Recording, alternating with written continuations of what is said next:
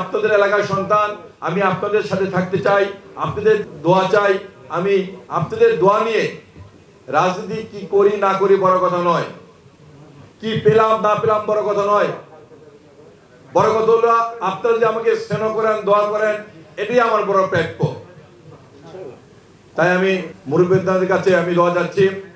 আর বাংলাদেশের তিনবারের প্রধানমন্ত্রী দেশনেত্রী বেগম খালেদা জিয়ার জন্য দোয়া যাচ্ছে।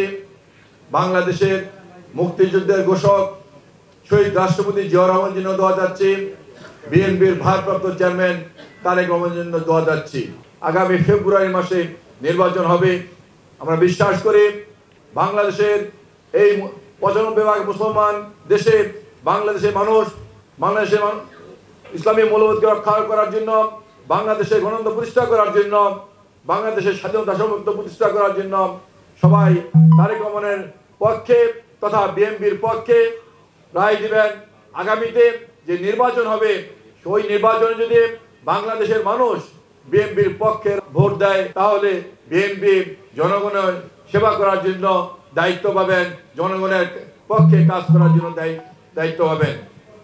তাই বলতে চাই, আমরা আজকে এই এলাকায় বিভিন্ন জায়গায় বিশেষ করে নাখালপাড়াও অনেক সমস্যা আছে। আমি এর আগে কিছু বক্তব্যে বলেছিলাম, পাগলারপুরে কিছু সমস্যা আছে, শিয়া মাদানের ডালে কিছু সমস্যা আছে, যুব কল্যাণের পিছনে কিছু সমস্যা আছে। এই সমস্যাগুলো সমাধান করার জন্য আমি পুলিশ প্রশাসনের কাছে আমি আহ্বান করেছিলাম। তাদের কাছে এটাও আদায় করতে পারি, যদি বিএনপি ক্ষমতা আসে এই এলাকার একটি সন্ত্রাস মুক্ত, মাদক মুক্ত, চাঁদাবাজ মুক্ত এলাকা হিসেবে আমি প্রতিষ্ঠা করার জন্য কাজ করব। গত 16 বছর বাংলাদেশের কোথাও কিন্তু সামাজিক বন্ধন ছিল না। একটি গোষ্ঠী কখনো আমরা যারা বিএনপি পরিবার, আমাদের বিএনপি পরিবারকে তারা মনে করতো আমরা তৃতীয় শ্রেণীর নাগরিক।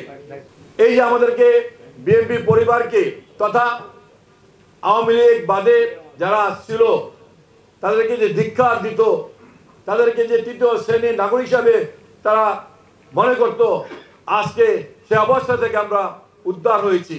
দোয়া চাই, আমার জন্য দোয়া করবেন। আমি আপনাদের সাথে আছি, আমি আপনাদের সন্তান।